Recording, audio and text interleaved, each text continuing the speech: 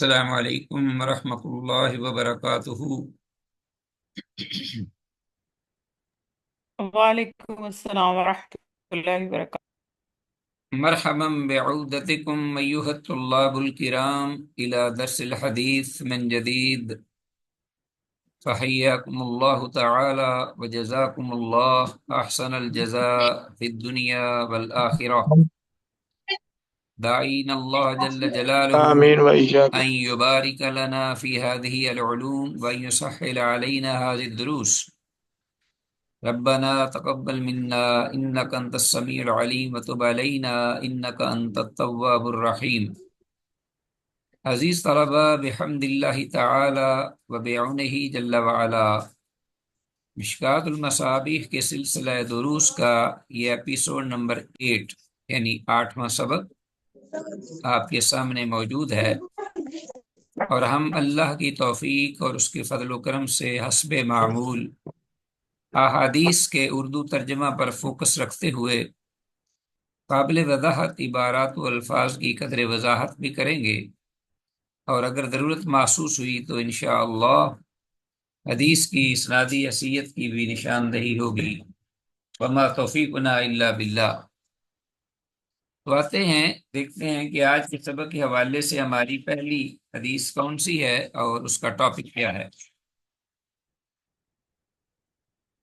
حدیث نمبر 27، توحید کی حقیقت اور اس کا صلہ۔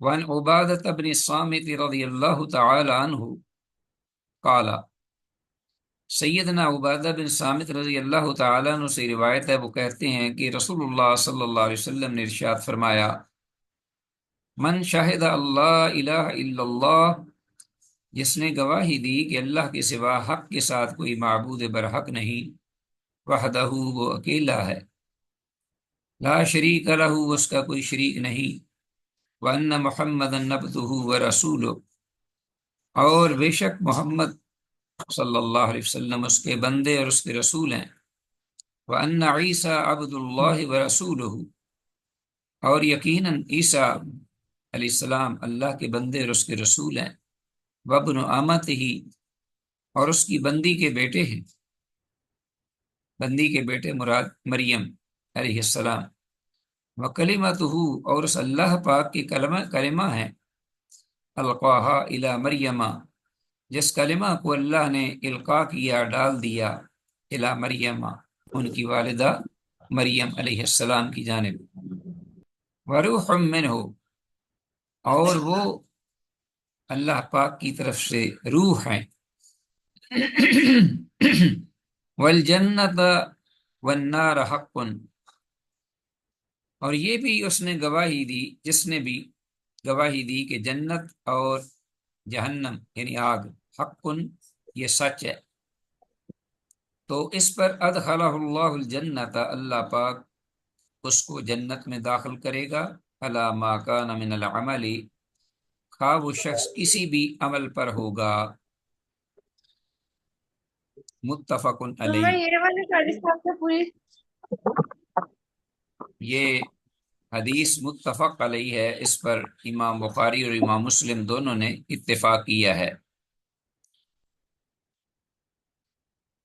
حدیث کلیئر ہے اپنے مفہوم میں اور اس کے فوائد و مسائل میں۔ یہ چیز جو میں نے ذکر کی ہے، توحید کی حقیقت کا بیان ہوا ہے، جو شخص اس حقیقت کو پا گیا وہ مراد کو پہنچ گیا۔ اللہ تعالیٰ کی کلمہ، اللہ تعالیٰ کی کلمہ سے مراد لفظ کن ہے، یعنی کن سے حکم کیا، اذا قضا امرا ان یقول له کن فیکون، اور عیسیٰ علیہ السلام بغیر باپ کے پیدا ہو گئے۔ حدیث میں الفاظ وروح منہ کہ وہ اللہ تعالیٰ کی روح ہیں، اسمارا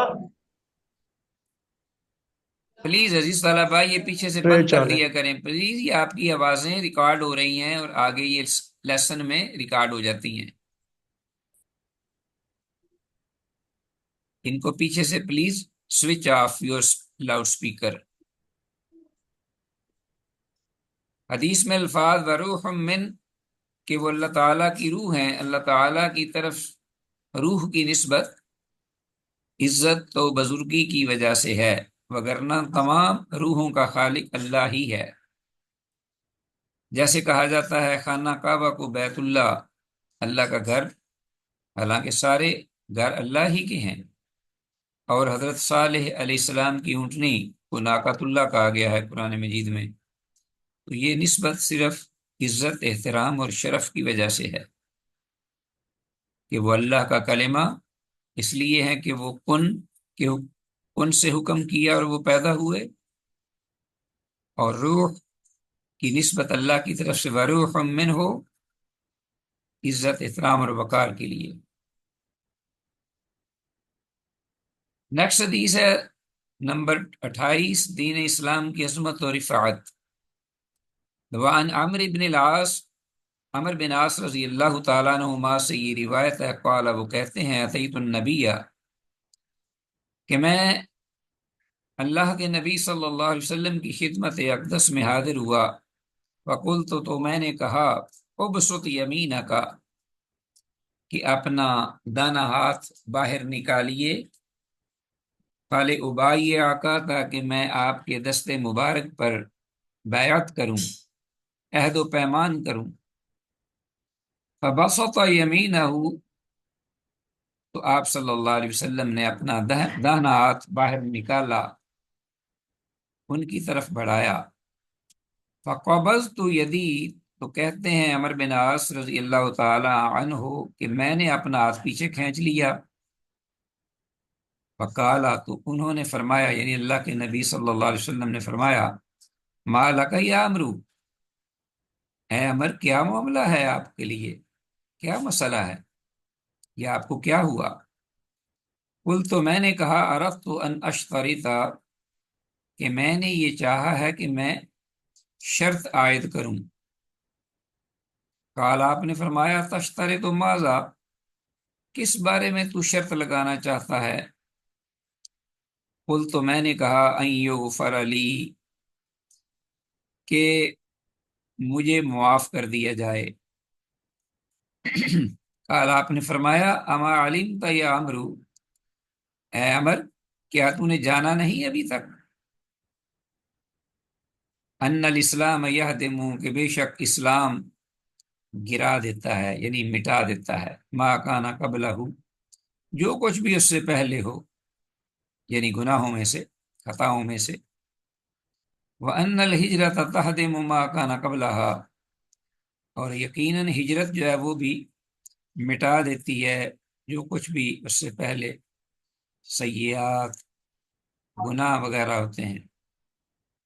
وَأَنَّ الْحَجَّ يَهْدِمُ، اور بے شک حج وہ بھی مٹا دیتا ہے، ما کان قبلہ، جو بھی حج سے پہلے گناہ یا خطائیں ہوتی ہیں۔ رواہ مسلم، اسے امام مسلم نے روایت کیا ہے۔ والحدیثان المرویان عن ابی ہریرہ،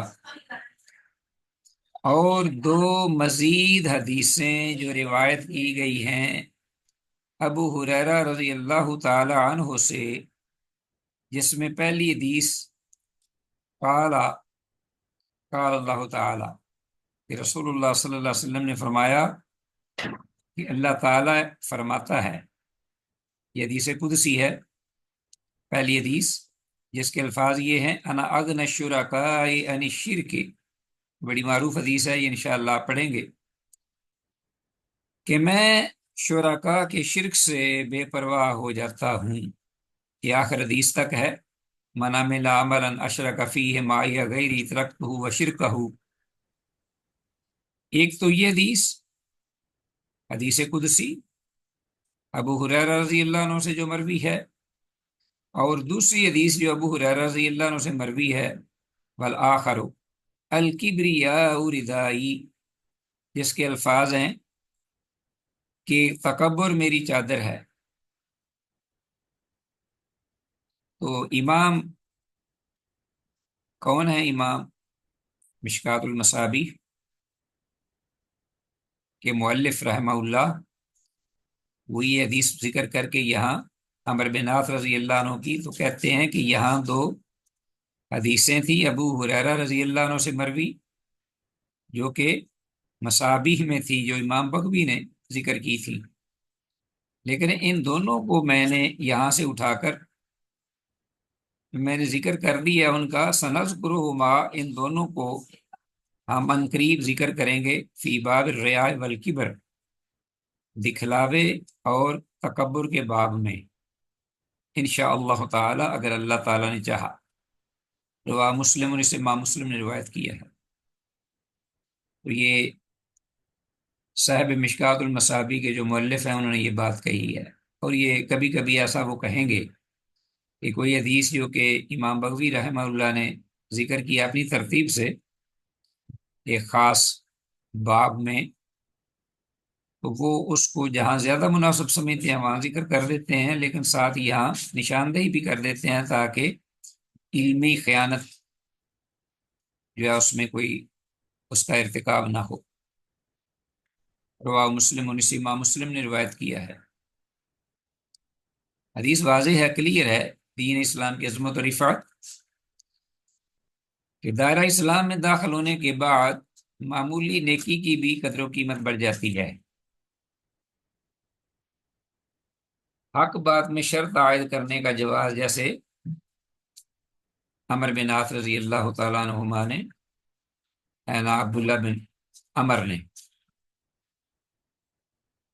یہ عمر بن عاص ہیں رضی اللہ عنہ، عبداللہ بن عمر جو ہیں وہ دونوں صحابی ہیں، باپ بیٹا، اور عمر بن عاص، عمر اکیلے صحابی ہیں۔ انہوں نے یہ شرط لگائی، حق بات پر قائم رہنے کے سلسلے میں اپنے سے علم و فضل میں کسی بڑے شخص سے عہد و پیمان کا جواز۔ تو ایسی حق بات پر کسی سے اپنا بڑا جو بزرگ ہے، استاد ہے، اس سے بیعت کر لینا، اس سے معاہدہ کر لینا، عہد و پیمان کر لینا کہ میں نیکی پر کاربند رہوں گا، اللہ پاک کی اطاعت و فرما برداری پر، تو یہ اس کا جواز ہے۔ دائرہ اسلام میں آنے کے بعد نیکی کے اعمال پچھلے گناہوں کو مٹا دیتے ہیں۔ کہ جتنا بھی بڑا گناہ ہو، اللہ پاک توفیق دے دے اس انسان کو، دائرہ اسلام میں آنے کے بعد وہ گناہ مٹ جاتے ہیں۔ تو یہ سوالات میں نے لکھے تھے، کچھ تو پہلے بھی یہ سوالات آئے ہیں، اور اب دوبارہ تکرار میں نے اہمیت کی خاطر ان کو لکھا ہے۔ ان کا تعلق ان احادیث سے ہے جو کہ گزر چکی ہیں، تو احادیث کی روشنی میں ان سوالات کو آپ یا ان کے جوابات دیکھ لیجئے گا۔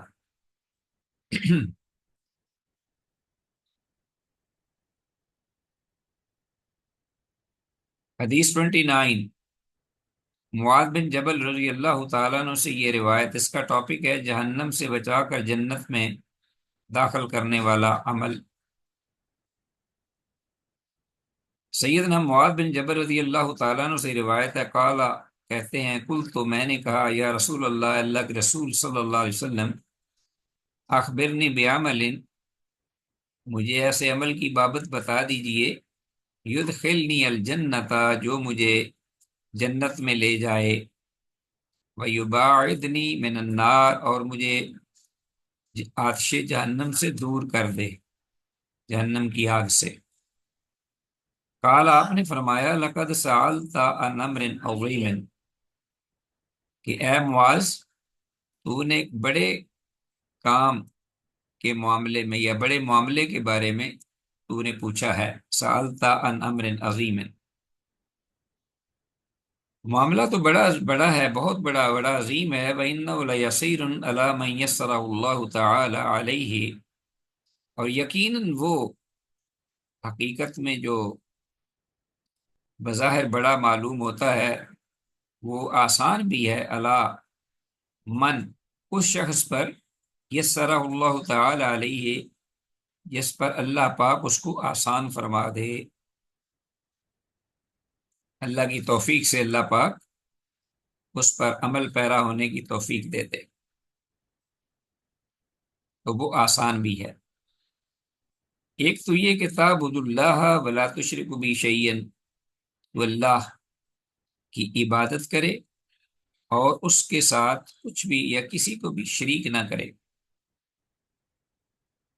وَتُقِيمُ الصَّلَاةَ، اور تو نماز قائم کرے، وَتُؤْتِيَ الزَّكَاةَ، وَتُؤْتِي الزَّكَاةَ، اور تو زکوٰۃ دے، وَتَصُومُ رمضان، اور تو رمضان کے فرض روزے رکھے، وَتَحُجُّ الْبَيْتَ، اور بیت اللہ کا حج ادا کرے۔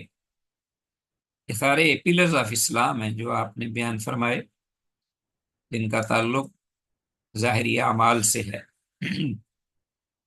ثم قال، پھر آپ نے فرمایا، الا ادلک، کیا مانا تیری رہنمائی کروں اے معاذ، علی ابواب الخیر، بھلائی کے دروازوں پر، خیر و برکت کے دروازے۔ اور پھر آپ نے فرمایا الصوم جنہ، بھلائی کے دروازے، ایک تو روزہ ہے اور روزہ ڈال ہے، جنت، یعنی شیطانی کے چوکو حملوں سے بچاؤ کا ذریعہ۔ والصدقۃ، اور صدقہ تطفئ الخطیئۃ، گناہوں کو بجھا دیتا ہے، یعنی دو ڈالتا ہے۔ کما یطفئ الماء النار، جس طرح کہ پانی آگ کو بجھا دیتا ہے۔ وصلاۃ الرجل فی جوف اللیل، اور اسی طرح آدمی کی نماز رات کے پیٹ میں، یعنی آدھی رات کے وقت، فی جوف اللیل، آدمی کی نماز یعنی تہجد مراد ہے۔ ثم تلا، پھر آپ صلی اللہ علیہ وسلم نے یہ آیات مبارکہ تلاوت فرمائی، تتجافى جنوبهم عن المضاجع يدعون ربهم خوفا وطمعا ومما رزقناهم ينفقون فلا تعلم نفس ما أخفي لهم من قرة أعين جزاء بما كانوا يعملون حتى بلغ يعملون۔ یہ سورہ السجدہ کی آیات مبارکہ ہیں، اور یہ ان لوگوں کی مدح اور تعریف میں اللہ پاک نے ذکر فرمائی ہیں جو کہ جن کے پہلو نرم اور گرم لحاف سے الگ رہتے ہیں، اللہ کی بارگاہ میں جھکے رہتے ہیں رات کی اندھیریوں میں اور سجدہ ریز ہوتے ہیں۔ ثم قال، پھر آپ نے فرمایا، الا ادلک، اے معاذ، کیا نہ میں تیری رہنمائی کروں، براس الامر، چوٹی کے کام، چوٹی کے کام پر، جو کہ ایک ٹاپ آف دی لسٹ ہے، چوٹی کا کام، براس الامر، وعمودہ، اور اس کے ستون کی طرف، وذروۃ صنامہ، اور اس کی بلند یا اس کی کوہان کی بلندی کی جانب۔ قل، تو میں نے کہا، بلا، کیوں نہیں یا رسول اللہ، اللہ کے رسول صلی اللہ علیہ وسلم۔ قال، تو آپ نے فرمایا، راس الامر الاسلام، چوٹی کا کام جو ہے یا ٹاپ آف دی لسٹ جسے کہہ سکتے ہیں آپ، بلند ترین، وہ اسلام۔ وعمودہ، اور اس کا جو مضبوط تنا ہے وہ الصلاۃ، نماز ہے، اسلام کو قائم رکھنے والی چیز۔ وضربۃ صنامہ، اور ضربۃ صنامہ دونوں طرح جائز ہے، اور اس کی کوہان کی بلندی کیا ہے، الجہاد، جہاد ہے، اللہ کی راہ میں جہاد فی سبیل اللہ۔ ثم قال، پھر آپ نے فرمایا، الا اخبرک، کیا میں نہ تجھے خبر دوں، بملاک ذلک کلہ، ان سارے اوصاف، عبادات اور نیک اعمال کا جو نچوڑ ہے، کور، بملا کے، کور سے مراد یعنی یہاں یعنی جڑ بھی کہہ سکتے ہیں، اساس، اس بارے میں نہ بتاؤں۔ قل، تو میں نے کہا، بلا یا نبی اللہ، ہاں، کیوں نہیں ہے اللہ کے نبی، آپ ارشاد فرمائیے۔ تو فآخذ بلسانہ، تو پھر آپ صلی اللہ علیہ وسلم نے اپنی زبان اقدس کو پکڑا اپنے ہاتھ مبارک سے، وقال، اور فرمایا، اف علیک ھذا، اس زبان پر کنٹرول رکھیے، یعنی اس پر قابو رکھیے، اف علیک ھذا، فقلت تو میں نے کہا یا نبی اللہ، اللہ کے نبی، وَإِنَّا لَمُؤَاخَذُونَ، اور بے شک ہم البتہ مواخذہ کیے جائیں گے، لَمُؤَاخَذُونَ یا پکڑے جائیں گے، بِمَا نَتَكَلَّمُ بِهِ، ان امور کی بابت یا اس کلام یا ان الفاظ یا ان باتوں کے ساتھ جو ہم آپس میں گفتگو کرتے ہیں، بولتے ہیں، کلام کرتے ہیں۔ قالا، آپ نے فرمایا، ثقلت کا امک یا معاذ، اے معاذ تیری ماں تجھے گم پائے۔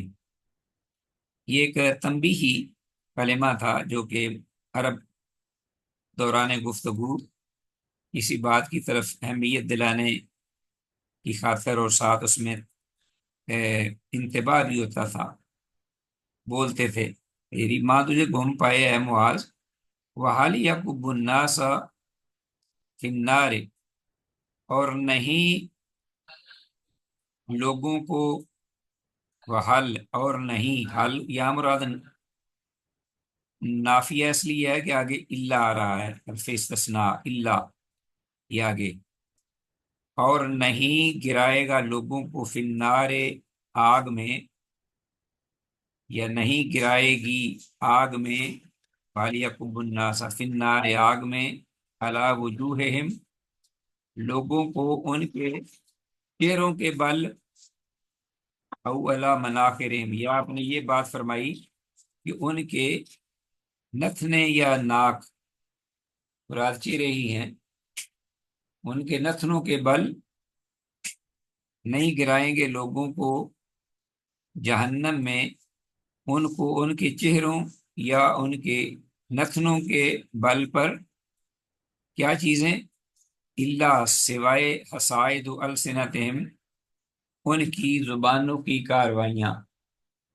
حصائد اصل معنی آتا ہے حصیدت، ان کی جمع حصائد، کھیتیاں، السنتہم ان کی زبانوں کی کھیتیاں، یعنی جو کارگزاریاں ان کی زبانوں نے کی ہوں گی وہی ان کو لے جائیں گی، ان کو گرائیں گی منہوں کے بل، الٹے گھسیٹ کر جہنم میں۔ رواه احمد و ترمذی و ابن ماجہ، امام احمد، امام ترمذی اور امام ابن ماجہ رحمہم اللہ نے سب نے اپنی اپنی کتب حدیث میں اس حدیث کو روایت کیا ہے۔ جی ہاں جی، کوئی استفسار ہے یا السلام کوئی؟ علیکم۔ جی وعلیکم السلام جی۔ اصل میں اس کا مطلب بتا دیجیے گا، او مناخرہم کا کیا مطلب بتایا آپ نے؟ اس کے بل؟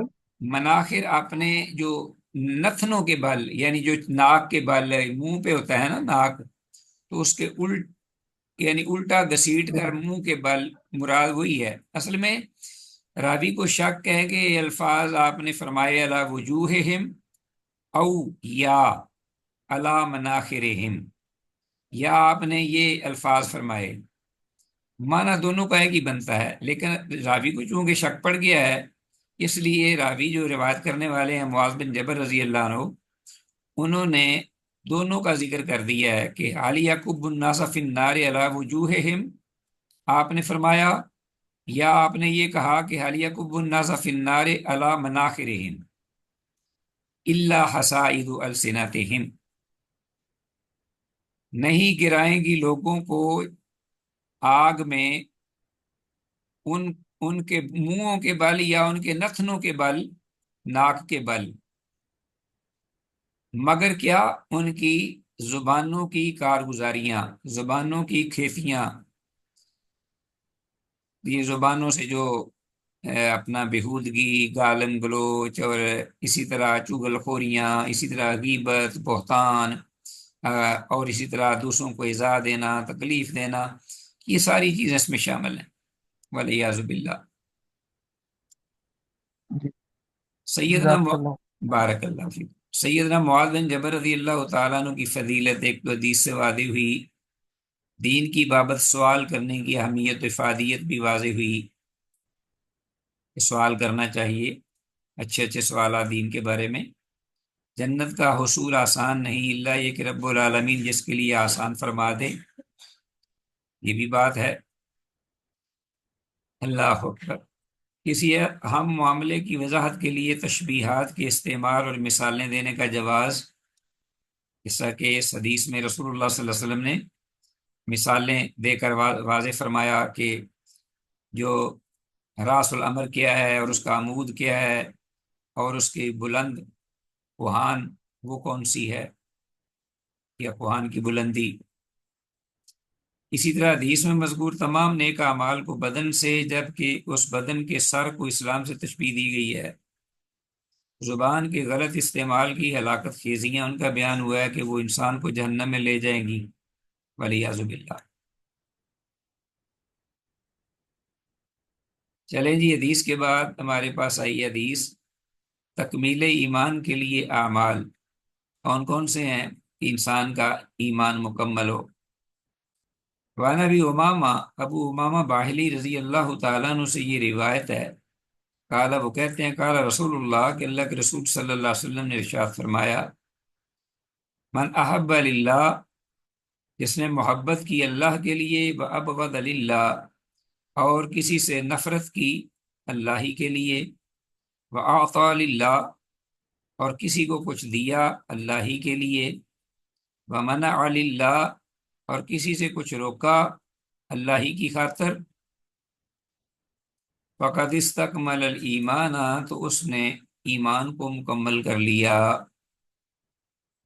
تو اکثر و بیشتر انسانی زندگی میں جب وہ معاشرے میں رہتا ہے تو یہی اس کا رویہ، وہ دوسروں کے ساتھ ان چیزوں کی بابت ظاہر ہوتا ہے کہ کیا وہ دیندار ہے یا کہ بے دین ہے، اس کے معاملات دین کے لیے ہیں، اللہ کے لیے، یا کہ دنیا کے حصول کے لیے۔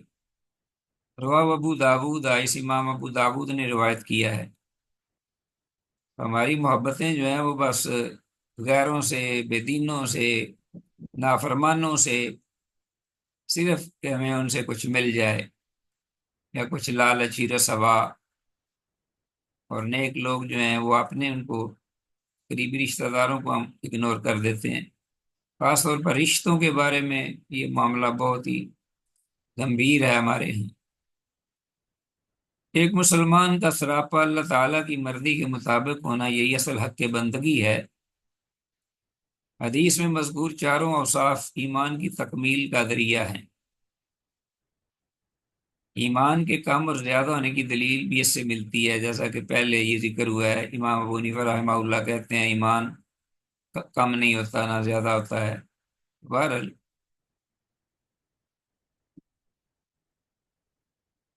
رواه الترمذی عن معاذ بن انس ما تقدیم و تاخیر، امام ترمذی نے اس کو روایت کیا ہے معاذ بن انس رضی اللہ تعالیٰ عنہ سے کچھ الفاظ کی تقدیم و تاخیر کے ساتھ، اور اس میں یہ الفاظ ہیں، فقد استکمل ایمانہ، گویا کہ اس نے اپنا ایمان مکمل کر لیا۔ افضل ترین اعمال، ونبی ذر، ابو ذر غفاری رضی اللہ عنہ سے روایت ہے، وہ کہتے ہیں، قال رسول اللہ، کہ رسول اللہ صلی اللہ علیہ وسلم نے ارشاد فرمایا، افضل الاعمال، افضل ترین اعمال، الحب فی اللہ والبغض فی اللہ، اللہ ہی کے ساتھ اللہ ہی کے لیے محبت اور اللہ ہی میں کسی سے نفرت کرنا۔ ہمارا جو رویہ ہے وہ اس سے بالکل برعکس ہے۔ رواہ ابو داود، امام ابو داود نے اس کو روایت کیا ہے۔ اس حدیث کی سند ضعیف ہے، لیکن اپنے معنی اور مفہوم کے اعتبار سے یہ حدیث بالکل درست ہے۔ اس سے پہلی حدیث میں یہی دو وصف ایمان کی تکمیل کا باعث ذکر ہوئے ہیں، من اطاع للہ و منع للہ، من احب للہ و ابغض للہ فقد استکمل الایمان۔ تو دو وصف تو ایمان کی تکمیل کے اس حدیث میں بھی ذکر ہوئے ہیں۔ اور ایک اور حدیث میں نے ذکر کر دی ہے ایسی مفہوم میں، حدیث ابی ذر، ابو ذر غفاری رضی اللہ عنہ کی حدیث ہے، قال، کہتے ہیں، خرج علینا رسول اللہ صلی اللہ علیہ وسلم، کہ اللہ کے رسول صلی اللہ علیہ وسلم ہمارے پاس تشریف لائے، فقال، تو فرمانے لگے، اتدرون ای الاعمال احب الی اللہ، کیا تم جانتے ہو کہ اعمال میں سے کون سے زیادہ اعمال اللہ کی ہاں زیادہ محبوب ہیں، اعمال میں سے زیادہ عمل؟ قال قائل، ایک کہنے والے نے کہا، الصلاۃ والزکوٰۃ، نماز اور زکوٰۃ۔ وقال قائل، ایک دوسرے صاحب کہنے لگے، الجہاد، جہاد ہے۔ قال، آپ نے فرمایا، ان احب الاعمال الی اللہ، کہ اللہ کی بارگاہ میں محبوب ترین عمل وہ یہ ہے، الحب فی اللہ، اللہ ہی کے بارے میں محبت ہو کسی سے، والبغض فی اللہ، اور کسی سے ناراضگی ہو، نفرت ہو تو اللہ ہی کے لیے ہو، ذاتی غرض اور مفاد کے لیے نہ ہو۔ رواه احمد، اس امام احمد نے روایت کیا ہے۔ حقیقی مومن اور مسلمان کی علامات، وعن ابی ہریرہ، ابو ہریرہ رضی اللہ عنہ سے روایت ہے، قال، وہ کہتے ہیں، قال رسول اللہ، کہ رسول اللہ صلی اللہ علیہ وسلم نے ارشاد فرمایا، حدیث بڑی عام ہے، یاد کر لیجئے، المسلم من سلم المسلمون من لسانہ ویدہ، حقیقی مسلمان تو وہی ہے کہ جس سے مسلمان محفوظ رہیں اس کی زبان سے اور اس کے ہاتھ سے۔ والمؤمن، اور حقیقی مومن بھی وہی ہے، من امنہ الناس، کہ امن میں رہیں لوگ، علی دمائہم، اپنے خونوں کے اعتبار سے، و اموالہم، اور اپنے مالوں کے اعتبار سے، جس شخص سے، تو حقیقی مومن بھی وہی ہے۔ اس سے آپ اندازہ لگا لیجئے کہ یہ جو ڈکیت ہیں، وارداتیں کرنے والے، اور یہ چور چکے، اور ان کا کیا عالم ہوگا۔ رواہ ترمذی و نسائی، و امام ترمذی، امام نسائی رحمہ اللہ نے اس حدیث کو روایت کیا ہے۔ حقیقی مجاہد اور مہاجر کی علامات، وزاد البیہقی، اور اسی حدیث کے آگے امام بیہقی رحمہ اللہ نے فی شعب الایمان، اپنی کتاب شعب الایمان میں یہ الفاظ زیادہ ذکر کیے ہیں، بروایت فضالہ، فضالہ کی روایت سے، یا فضالہ کی روایت کے حوالے سے۔ امام بیہقی نے شعب الایمان میں یہ الفاظ ذکر کیے ہیں، والمجاہد، کہ آپ صلی اللہ علیہ وسلم نے فرمایا، والمجاہد، اور حقیقی مجاہد وہ مجاہد ہے، من جاہد نفسہ، کہ جس نے جہاد کیا اپنی ذات کے ساتھ، اطاعت اللہ، اللہ کی اطاعت میں، اپنے نفس کے خلاف جو لڑا۔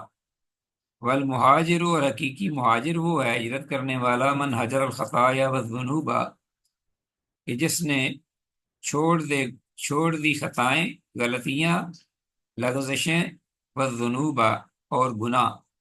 خطایا سے مراد چھوٹے گناہ، غلطیاں، لغزشیں، اور والذنوب سے مراد چھوٹے بڑے سارے گناہ، والعیاذ باللہ۔ امانت اور عہد و پیمان کی پاسداری۔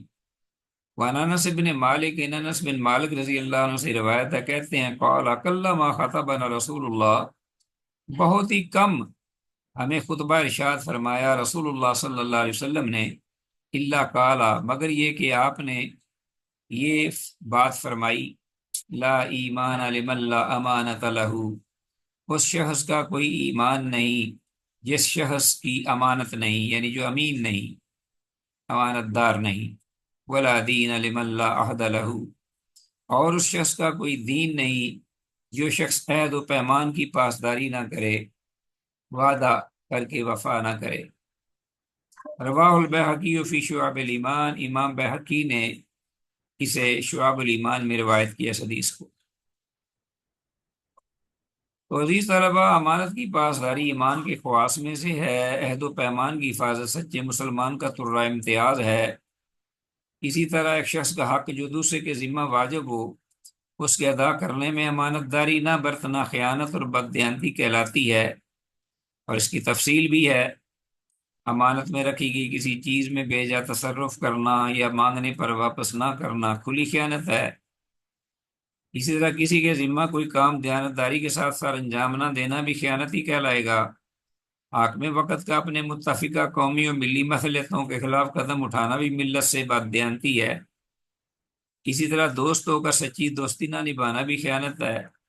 میاں بیوی ایک دوسرے کی وفاداری نہ کریں تو یہ بھی ایک دوسرے کی خیانت ہوگی۔ اسی طرح مجالس میں کئی کی باتیں، مجلسوں میں یہ بھی امانتیں ہوتی ہیں، المجالس بالامانہ۔ ٹھیک ہو گیا جی، اور بھی اس کی ڈیٹیل ہے۔ تو زیر مطالعہ حدیث جو ہم نے پڑھی ہیں آج کے سبق کے حوالے سے، اس سے متعلقہ کچھ سوالات آخر میں نے دیے ہیں کچھ۔ بددیانتی کسے کہتے ہیں؟ نیز معاشرے میں امانت میں خیانت کی کوئی 3 صورتیں ذکر کر دیں، ابھی ہم نے ذکر کی ہیں۔ حدیث کے مطابق حقیقی مجاہد اور حقیقی مہاجر کی نشاندہی کریں۔ حدیث میں تکمیل ایمان کے کون سے 4 اعمال ذکر کیے گئے ہیں؟